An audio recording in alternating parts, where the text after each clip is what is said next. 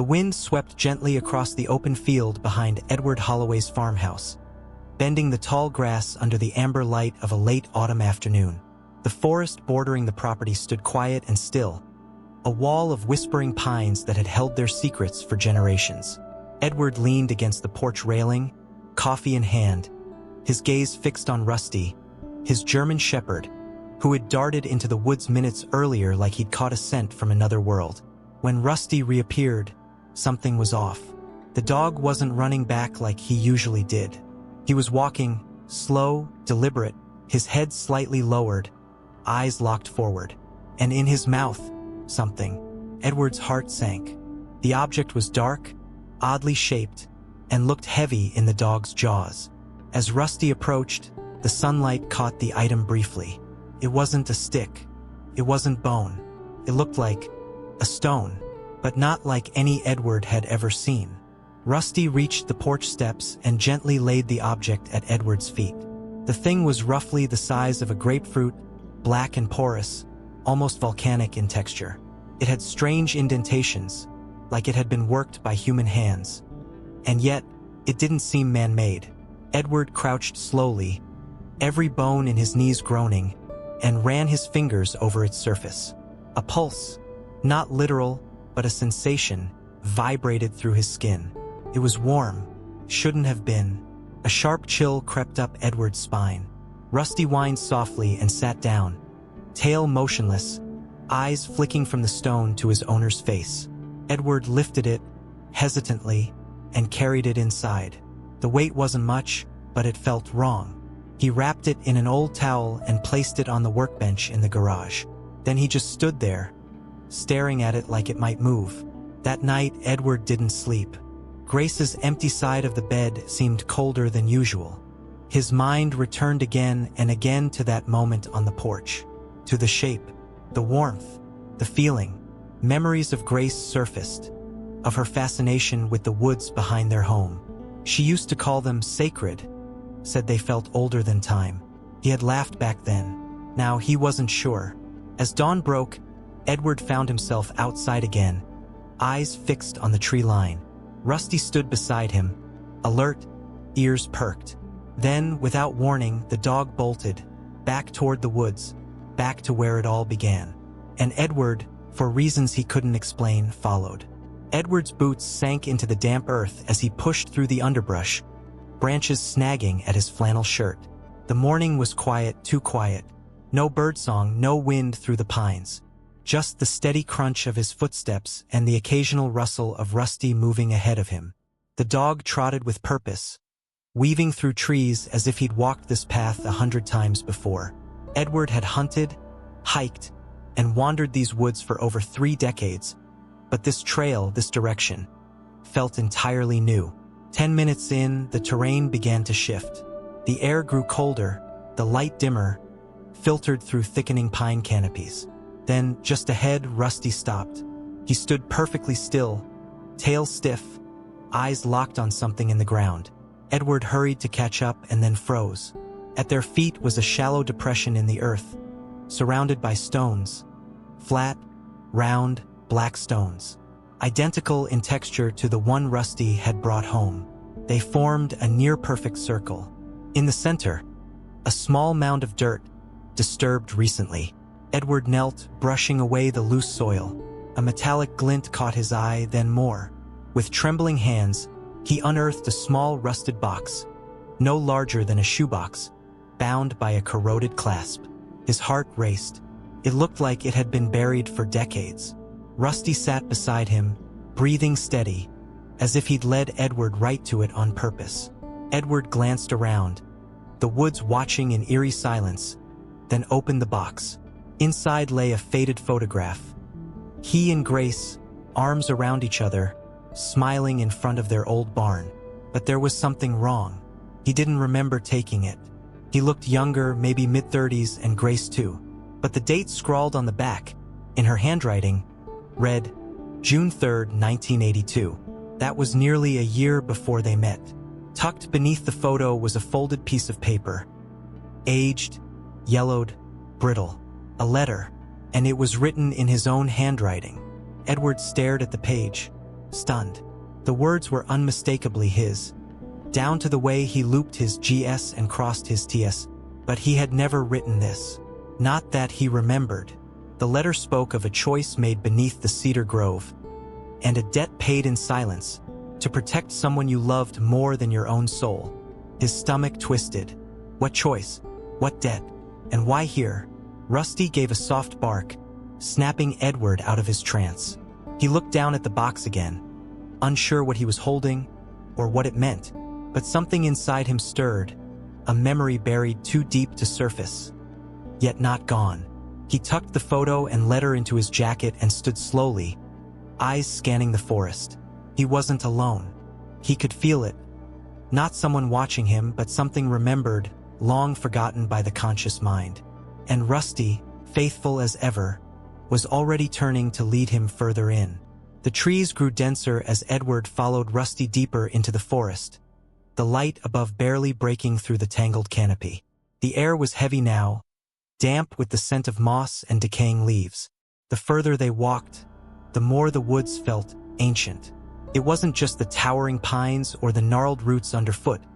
It was the silence. A silence so thick it pressed against Edward's chest, making each breath feel like an effort. Rusty led the way, never hesitating, as if some invisible trail lay clearly before him. Then the path opened into a hollow, a low, sunken patch of earth ringed with stones that seemed to rise from the ground like worn teeth. Rusty stopped at the edge and sat down, his eyes fixed on the center. Edward stepped forward, his boots crunching over dried pine needles. In the middle of the hollow stood an old wooden post, rotted and split, with remnants of a weathered rope still clinging to it. A chill ran through Edward's spine. Something had happened here. Something old. Something buried.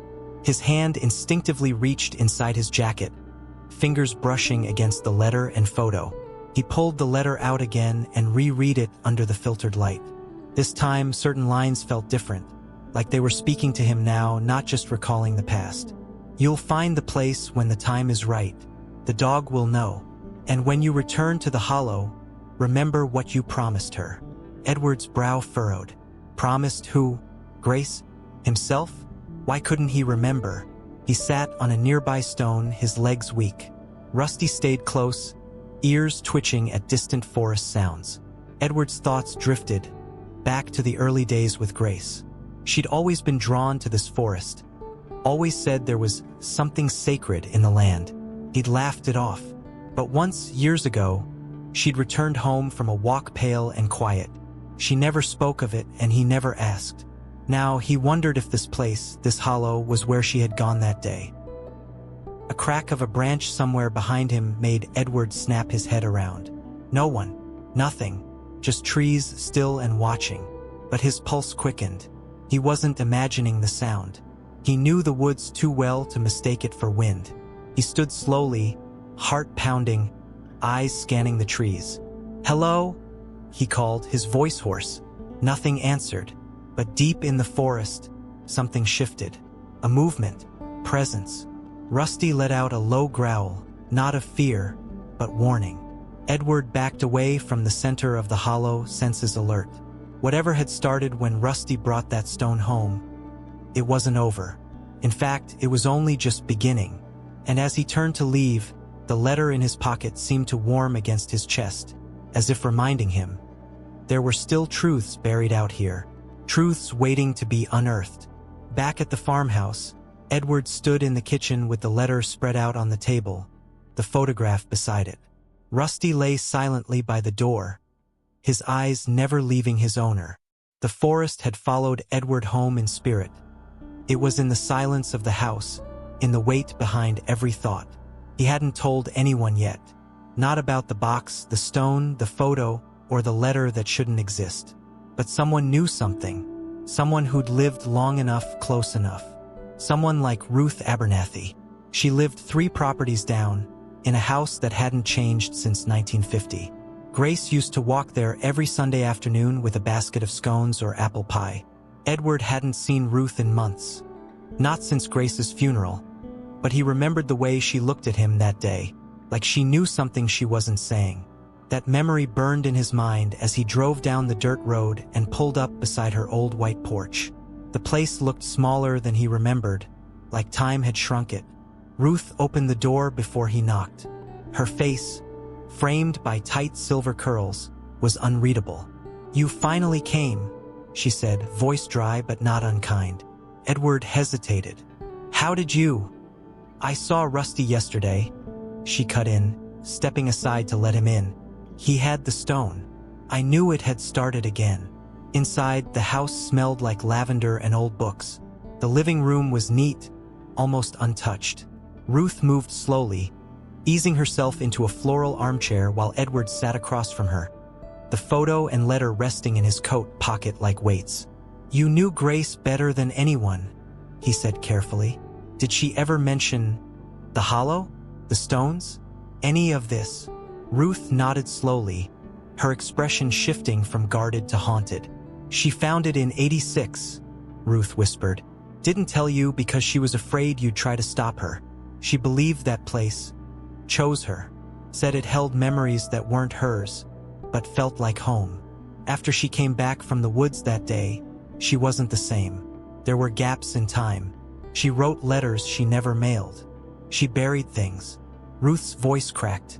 "She told me, if anything ever happened, you'd come looking. And when you did, not to lie."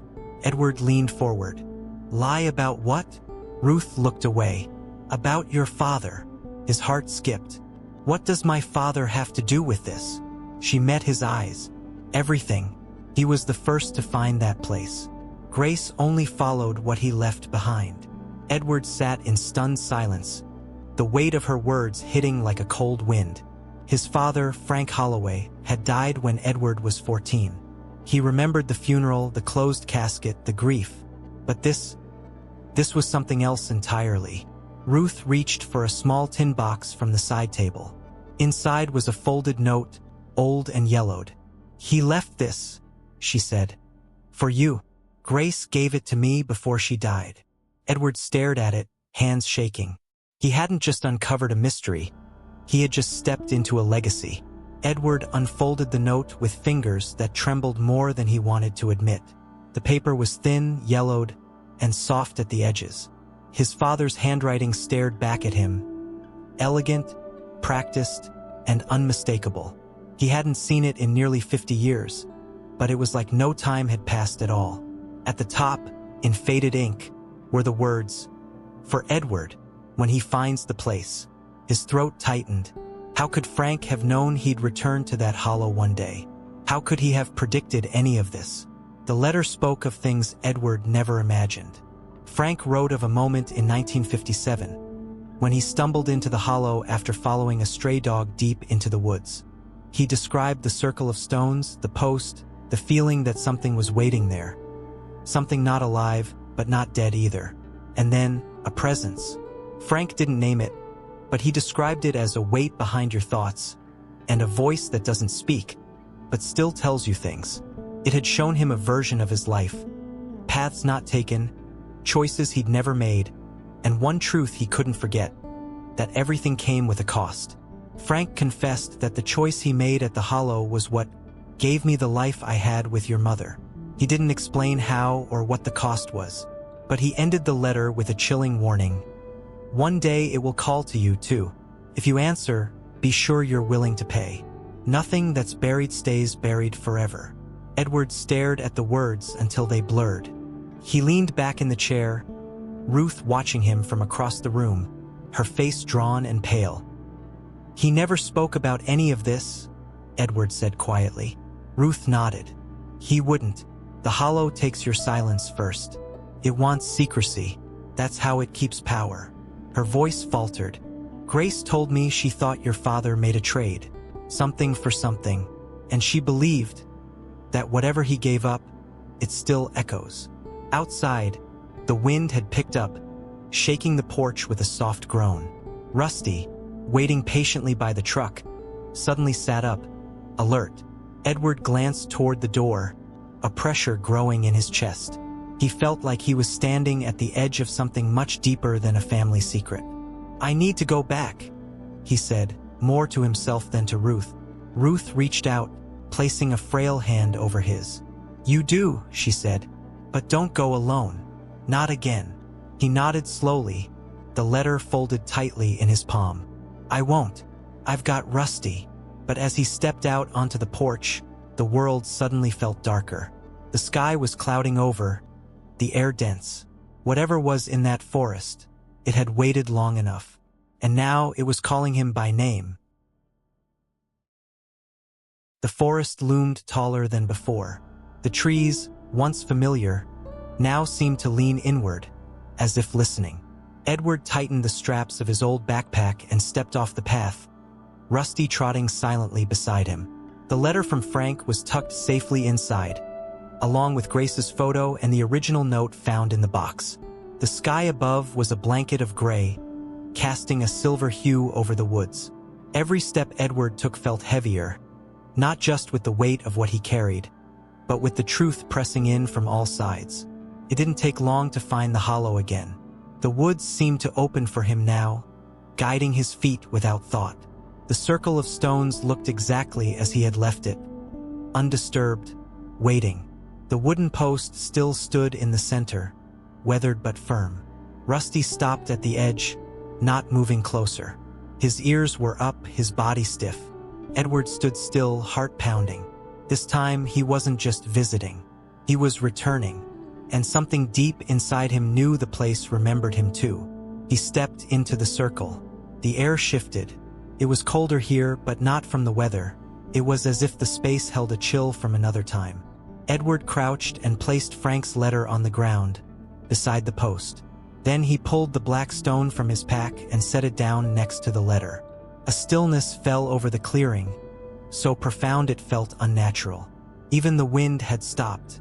Rusty let out a low whine, pacing just outside the ring of stones. Edward closed his eyes, breathing in the silence. His mind drifted, not in thought, but in sensation. He saw flashes. Grace in the woods years ago, crying beside the very same post. Frank, younger, kneeling here in the moonlight. A boy's laughter echoing through trees that no longer stood. And then his own face, aged and worn, standing exactly where he was now, but alone. The vision vanished as fast as it came, but the feeling lingered. He had been here before, maybe not in body, but in some version of himself. A sound like wind and whisper passed through the trees, and Edward heard it. Not with his ears, but inside his mind. A question, simple and terrifying. "What will you give?" His breath caught. The answer wasn't clear. What did it mean? His father had given something. Grace had too. Now it was his turn. But no voice demanded anything more. The silence returned, waiting. He stood slowly, unsure if anything had changed. But as he stepped out of the circle, he noticed something different. A small stone, newly placed on the edge of the ring, engraved with a single word, "Remember." It hadn't been there before. Edward picked it up carefully, feeling its warmth. Rusty barked once, low and sharp, facing back into the trees. Something or someone was moving out there. And this time, it wasn't just memories that would return. The sound of footsteps on dry leaves was faint at first, like the forest exhaling. Edward stood perfectly still, clutching the engraved stone in one hand, heart hammering in his chest. Rusty growled low beside him, his eyes locked in the direction of the sound. Through the dense line of trees, a figure emerged, slowly, cautiously. It was a man, older, with a weathered face, gray beard, and a heavy coat caked in mud. He looked like he had walked for days, maybe years, but it was his eyes that froze Edward in place. They were familiar, too familiar. The stranger stopped just outside the ring of stones and tilted his head. "Didn't expect you so soon," he said, his voice rough and deep, like it hadn't been used in a long time. "But I suppose the Hollow's timing isn't ours to control." Edward narrowed his eyes. "Who are you?" The man smiled faintly. "Some call me Samuel. But you might know me by another name." He stepped closer and Edward took a step back. "Your father never told you everything. He left that part out." Edward's stomach turned. "You knew my father?" "I walked into this forest with him," the man said. "Long before you were born. He came here with questions, left with answers, but they cost him more than you'll ever know." Samuel glanced down at the circle. "He wasn't the first, and you won't be the last." Edward's mouth was dry. The air around them felt thicker, as if time itself was holding its breath. "What did he give up?" he asked. Samuel looked at him then, eyes full of something between pity and warning. Pieces of himself, memories, love, the kind of things you don't miss right away, until one day you wake up and you can't remember why you were happy. A long silence stretched between them. The leaves barely moved. Edward felt the truth sinking into his bones. "Grace came here too," he whispered. Samuel nodded slowly. "She followed the echo of what your father left behind. Thought she could undo it. Thought love was stronger than the cost." He took a breath. "She tried, Edward. God, she tried. But the forest doesn't forget." Edward felt the letter in his coat like a brand against his skin. Rusty whimpered softly, brushing against his leg. "Why now?" Edward asked. "Why is it calling me?" Samuel turned toward the trees. "Because something's coming. Something that needs to be remembered. Or buried again." He paused, then added quietly, "And it's not just about you anymore. You're part of something older. Something unfinished." Without another word, he stepped back into the forest, fading into the trees like smoke. Edward stood frozen, the engraved stone still warm in his palm. Remember, that word had followed him here, and now it was all he had. The truth was no longer just buried in the woods. It was alive and it had a face. The walk back from the hollow was slow, every step heavy with the weight of Samuel's words. Edward didn't speak, and Rusty stayed close, quiet and alert. The forest didn't feel hostile, but it didn't feel neutral either. Felt aware, like it had been listening the entire time. As the trees thinned and the house came into view, Edward had the strange sensation that something had followed them out. Not a person, a feeling, presence. He didn't look back. Inside the house, he placed the small engraved stone, "Remember," on the mantel above the fireplace, beside a framed photo of Grace. He stared at her face for a long moment, studying her smile, the light in her eyes. The memory of her laughter echoed faintly in his mind, but even that felt faded now, like something was slowly rewriting his past, dulling what once felt sharp and clear. And then, without thinking, he whispered, "What did you do, Grace?" That night Edward dreamed. Not the strange, shifting dreams of restless sleep, but something deeper, a memory. He was standing in the hollow, years younger, and Grace was there. Her dress fluttered in the wind, her expression troubled. "I tried to fix it," she said softly, not looking at him. "I tried to undo what he did. What you did." Edward opened his mouth to respond, but no words came.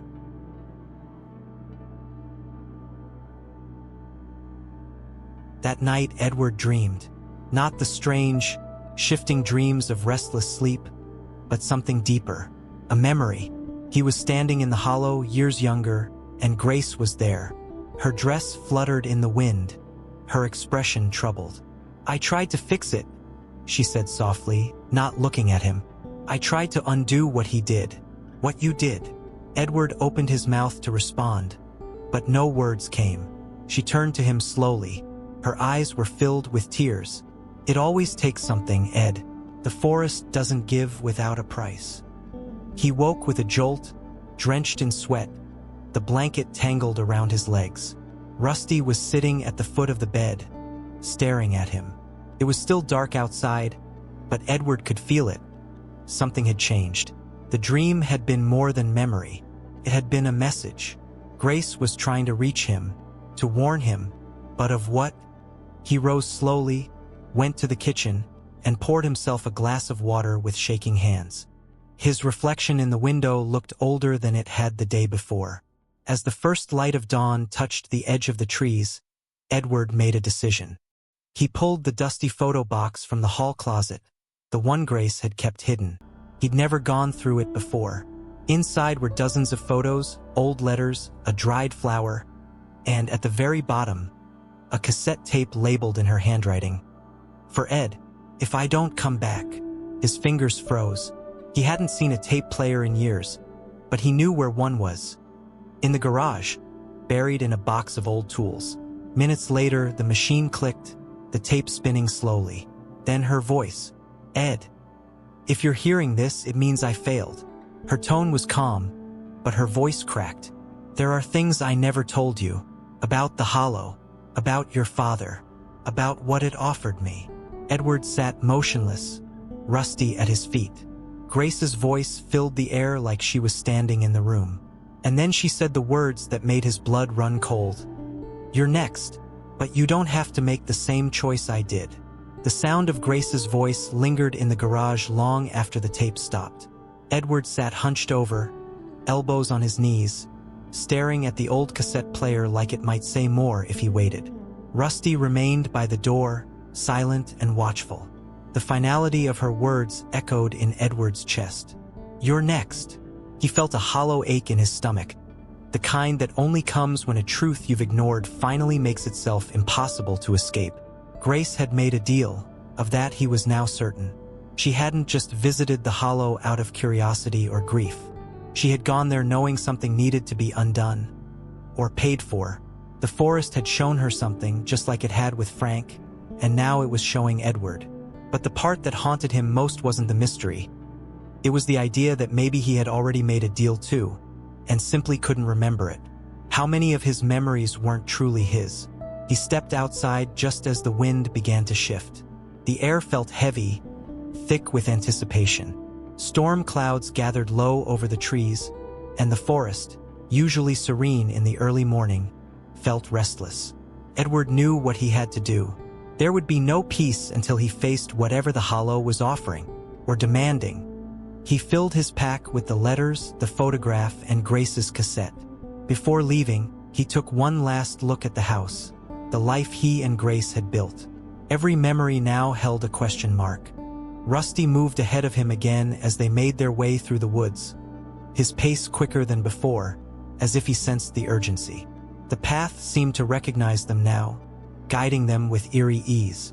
The Hollow came into view just as thunder rolled across the sky. Edward entered the circle of stones without hesitation. This time, there was no resistance, no hesitation from the forest. It was waiting for him. He placed everything he had collected, the letters, the stone, the photo, the tape, into the center of the ring. He stood in silence, rain beginning to fall in slow, heavy drops. I'm here, he said aloud. Whatever this is, it ends with me. Lightning flashed in the distance, and a sudden gust of wind knocked the wooden post backward with a crack. The earth trembled under his boots. Then a figure stepped forward from the trees, Samuel. But his face was different now, more hollow, almost transparent.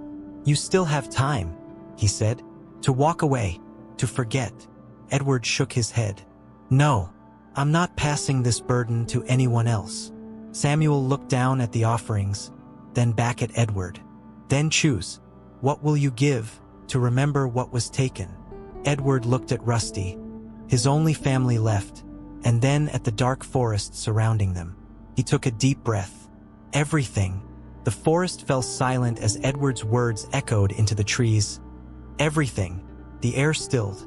Even the rain, which moments before had fallen in thick, steady drops, paused in the air like time itself had stopped breathing.